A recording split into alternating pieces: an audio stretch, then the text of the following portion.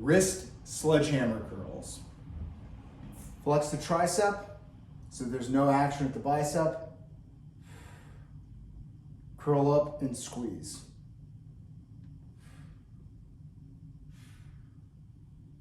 As you get stronger, you can begin to choke down on the sledgehammer.